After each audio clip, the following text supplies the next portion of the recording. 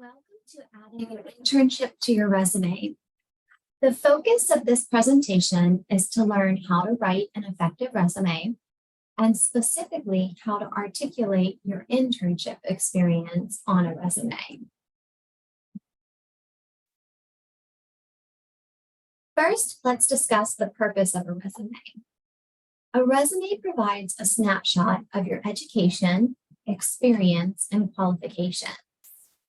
Each resume should be tailored to the position you are applying to, and the purpose is to secure an interview. We also recommend submitting a tailored cover letter with your resume for each position.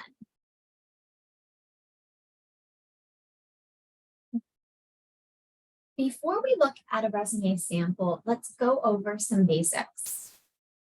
Here are some tips for formatting your resume. Did you know that employers typically only look at a resume for 6 to 7 seconds? With that said, it's important to be as concise as possible. Employers typically prefer your resume to be 1 page and no more than 2 pages. If your resume goes to a second page, the content should cover at least half of the second page. Here are some tips to maximize space. Instead of using a template, open a new Microsoft Word document and set the margins to 1/2 inch. Choose a font that is easily read like Calibri or Times New Roman. 11-point font is ideal. To help make your resume visually appealing, maintain consistent formatting.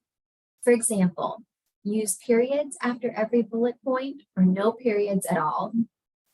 You want to make sure that you organize your experience section in reverse chronological order. That's from the most recent to the least recent. Once you reach junior year, you should be taking all of your high school related activities and experience off of your resume, which will also help you get your resume to 1 page or no more than 2 pages.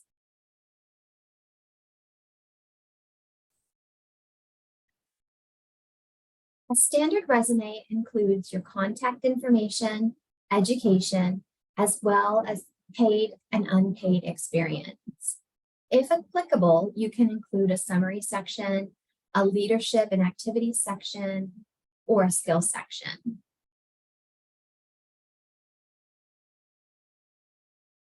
Along with your full name, your contact information should include your phone number and a personal email address that is appropriate for professional use. You can also include the link to your LinkedIn profile. It's not important to include your residential address, but listing your city and state is helpful. In your education section, list your degree. For example, Bachelor of Science in Sociology. You can also include any minors or concentrations. Include the school name and location, and the location should include the city and state. Indicate the month and year you expect to graduate. Include your GPA if it is 3.5 or higher, and list any relevant coursework you have taken. For example, if you are pursuing social work, list the title of the classes that are relevant, like child welfare and developmental psychology.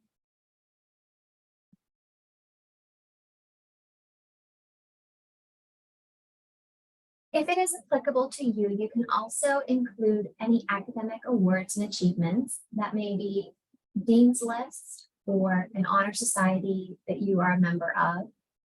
For those who have studied abroad, it's really a good idea to also list any study abroad experiences under your education as well. Giving a bulleted point on maybe the coursework that you've taken and some of the things that you gained from that experience can be very helpful too.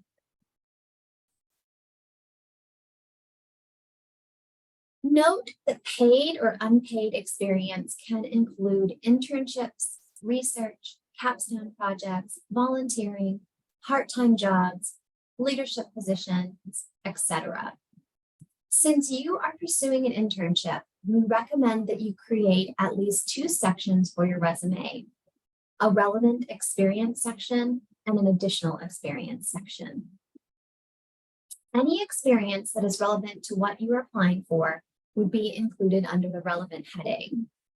In each section, you would list your experiences in reverse chronological order. Include your title, the organization's name, and the start and end dates. Indicate the month and year for each date. Create 3 to 5 bulleted points for each experience and start each bulleted point with a verb.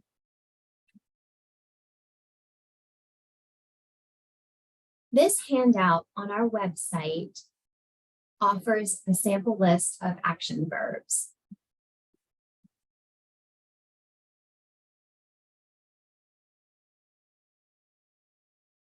The goal is for each bulleted point is to not only list your duties, but what skills you demonstrated and knowledge you gained. Transferable skills are skills that employers of all industries are seeking. They include skills like communication, teamwork, leadership, technology use, and more. We also have a transferable skills worksheet on our website that can be helpful when demonstrating these types of skills.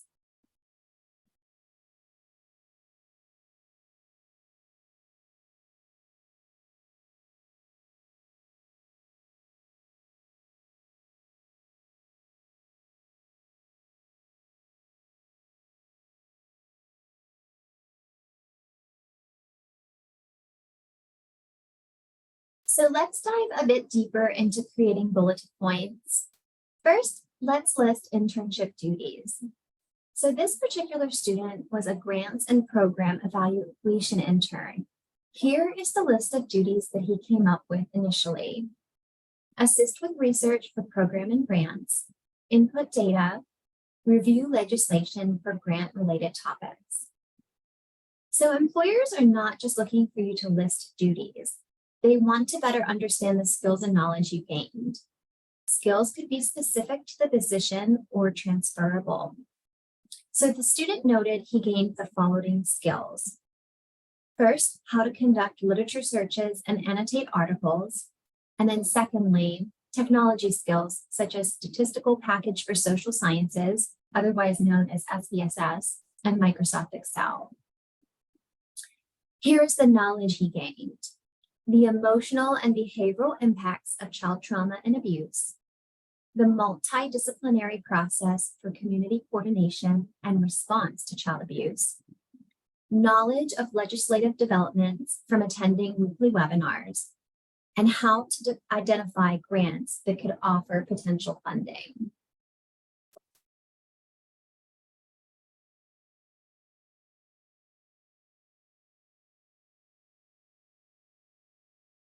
After brainstorming the skills and knowledge you have gained, think about the results of your work. For this intern, everything that he was tasked with was used to develop an annotated bibliography. Remember, your results can also be quantitative.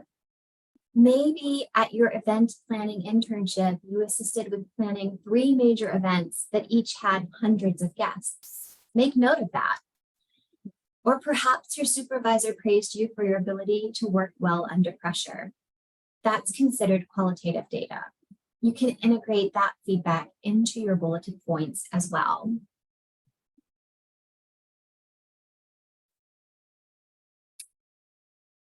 Taking this information, it's time to create bulleted points that integrate duties, skills, knowledge, and results. We recommend listing any results as a first bulleted point. For our grants and program evaluation intern, this bulleted point is conducted literature searches and annotated articles, which will be used to develop an annotated bibliography to inform the response of children's advocacy centers to commercially sexually exploited youth. Note the use of action verbs such as conducted and annotated.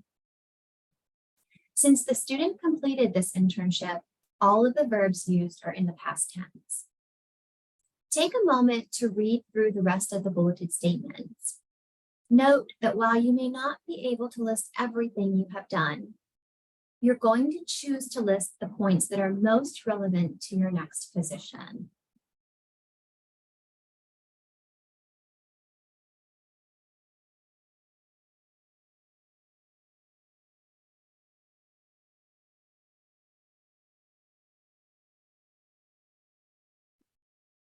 Now to our resume sample. Please note that our resume sample is on the next 2 slides, but it is actually a 1-page document in Microsoft Word. After our contact information, we included a brief summary highlighting relevant experiences and skills, as well as what the student is seeking to do next.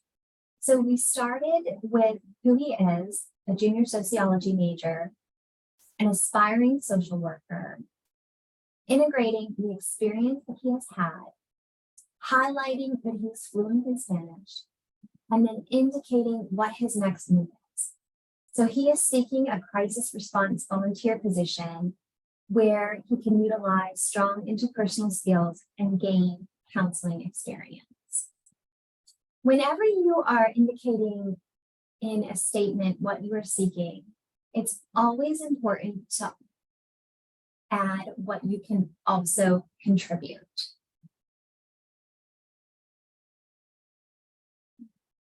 Notice that under relevant experience, we have included an internship and a volunteer experience. Each has at least 3 bulleted points.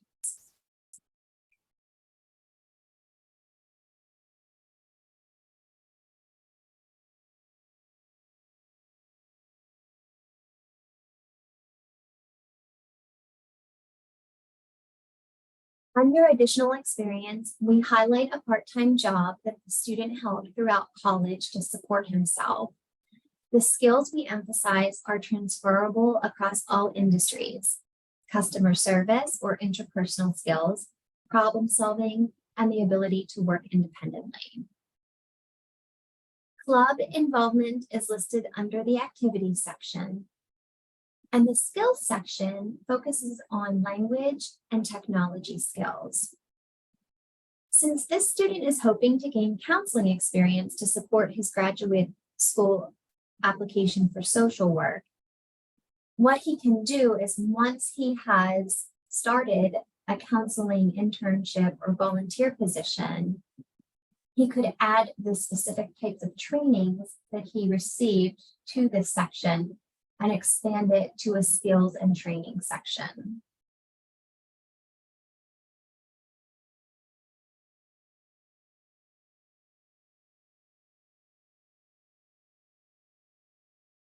We hope this presentation has been helpful. Remember, you always want to have your resume looked at before submitting it. Feel free to schedule an appointment with one of our career counselors or stop in during our drop-in hours. Thank you for your time.